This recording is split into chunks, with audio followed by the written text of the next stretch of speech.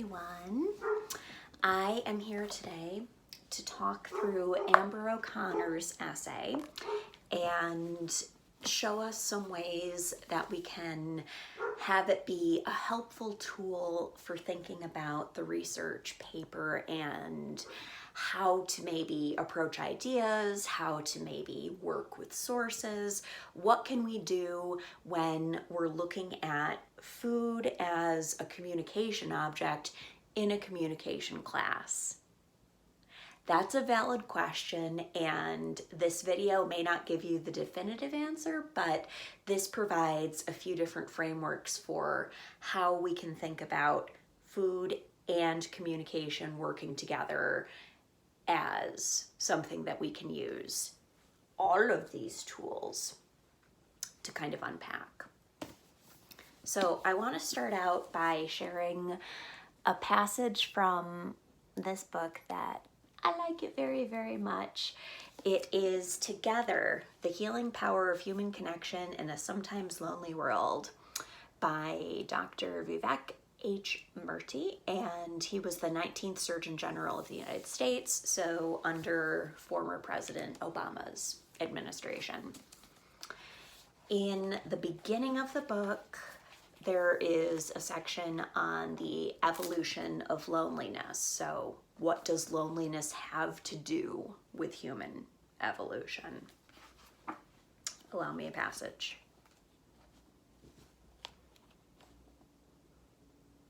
It's worth noting here that our ancestors' default setting was togetherness.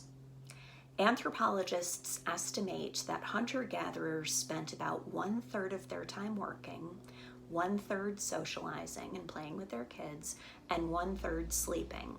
They had plenty of time to swap stories because they were rarely apart, and they liked it that way. We also evolved to find the experience of being alone aversive, one of the researchers says. That's when loneliness likely became an issue. And here too, stories helped. Even in the absence of others, stories make individuals feel connected and promote a sense of belonging. I'm going to repeat that. Even in the absence of others, stories make individuals feel connected and promote a sense of belonging. This helps to explain the enormous role that storytelling plays in securing human values, purpose, and identity, and in bonding us emotionally. Ever since the first cave drawing, we've been encoding our experiences and stories through words, pictures, music, and rituals to be passed down generation to generation. These tales help us understand who we are. They give meaning to our struggles and comfort us when we are suffering or afraid. They bring us together. All this means that our social evolution is deeply intertwined with our physical evolution, and this whole process is still baked into our collective psyche today. All right, so a former general surgeon's take on what do stories do for us. And when we're talking about stories or the process of communication, I think that we can make some substitutions in understanding what the role of communication does for us, especially if we're thinking about the purpose of something like Artifact 1.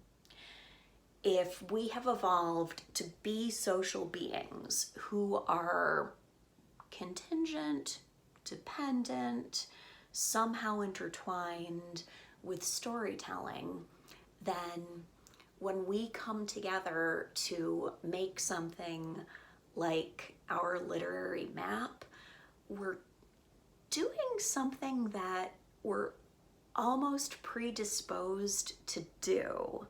Now, I'm not saying we come into the world kicking and screaming, hungry for food and saying, I want my Padlet. Where's my Padlet? I need to make my map on Padlet. No, that's not what I mean. What I mean is more that we are doing something natural when we're doing the process of working with the same stories together in a big way to do more telling of stories, right? So experiencing the stories of vinegar and char together, that is a communal act, and we've evolved to have an investment in communal acts about communication and storytelling.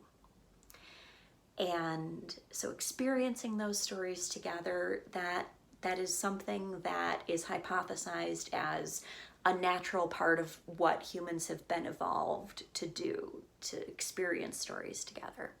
And then to process and communicate about stories together. Okay, so the process of explaining an experience of communication and then having the communication experience. Okay, so that's one way that I like to think about what Artifact 1 is and what it has the possibility to give to us as we keep working with it throughout the semester. So to turn from together to Amber O'Connor's essay in Teaching Food and Culture,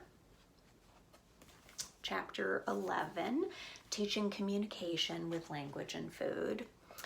What we see here in terms of the genre of what this is called, this kind of writing, this is an ethnography of teaching. So we get O'Connor's plan for what a class is going to be like. And in this case, it's a culture and communication class. So we get kind of the plan, what some of the assignments look like, what some of the stakes are with different theorists that are being brought into this conversation. So I'm hoping in terms of you as the audience of students, what you are getting out of this is different ways or different models for how food studies can happen in a classroom. That's the first thing I'm hoping that we get, a different way of seeing how food studies can happen in a classroom. Another thing that I'm hoping we get from this are maybe some different rhetorical tools that we can use to help explain given rhetorical situations. So, in other words, like how from Eileen Schell we learned about the rhetoric of lack, we know that now. That can serve as a shorthand as opposed to explaining an entire paragraph that basically defines traditional rural literacies and how that's working out in a stereotypically negative kind of way, right? When we learn concept phrases and concept terms, they give us a shorthand so we don't need to reinvent the wheel with a new definition every time we use it. Likewise, in the section starting on page 182 and going through to 185, we get a bank of terms that Amber O'Connor is asking us to consider as both language and semiotic terms and kind of anthropological terms too that can be applied to think about a rhetoric of food.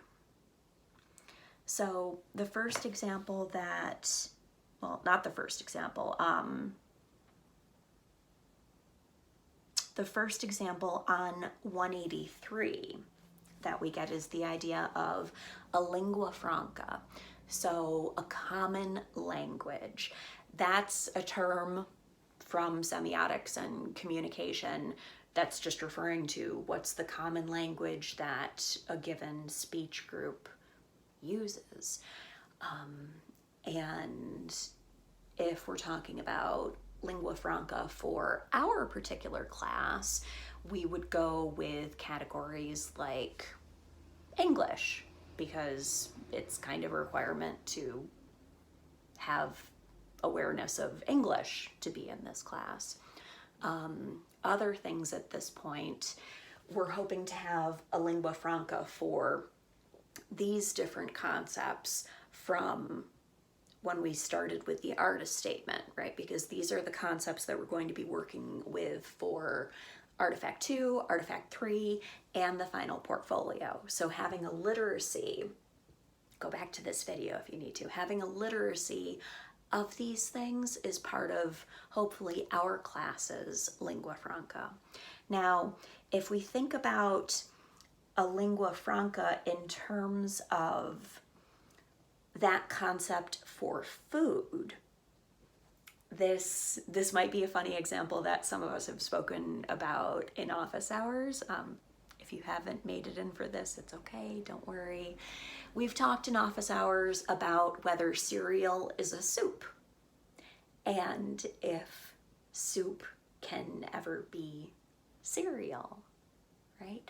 So having kind of a gut reaction of, no, cereal is not soup, that's a lingua franca understanding of food that is specific to our speech community. And it's specific to our cultural community, because cultural communities do depend on things like commonalities with speech. So in some of the conversations that we've had with breaking down, is cereal a soup, we get into questions like, what's the difference between like a piece of cereal and a crouton? Or what's the difference between a porridge and a soup? Or what's the difference between the Italian soup panzanella, which is a bread-based soup, versus cereal, right? And is it an issue of broth versus milk? What about milk-based soups or cream-based soups? Not all cereal is eaten with milk. Some people eat cereal with water. So when we start to break down the concept of what lingua franca actually means for a speech group, it starts to get complicated as you start to understand the complexities of the group. Now, likewise, to go back to the silly cereal and soup example for a lingua franca, when we break that down, what we're starting to do is get to the question of, what are we really asking about if we're asking to define this binary between cereal and soup? Okay, so with the different terms that O'Connor brings us through in this section, lingua franca, pidgin, Creole, bilingualism, diglossia, code switching, high versus low languages, heteroglossia, and loanwords, those are terms that can be potentially helpful for us in terms of finding a methodology with which we want to pursue in our research paper, or helping us flesh out and give terminology to ideas that we're curious about, but we don't really have a way to figure out how it is we want to put them into paragraph form, or how do I want to move beyond this understanding of storytelling that I get from Vinegar and Char and storytelling that I get from my experience with the map too. Okay, so one thing that I would recommend doing as a diagnostic technique on your writing, the way that we've done bingo as a diagnostic technique on our pins, the rural literacy bingo, I would recommend just trying it. Make up a bingo card with these different terms that are outlined at the top of page 183.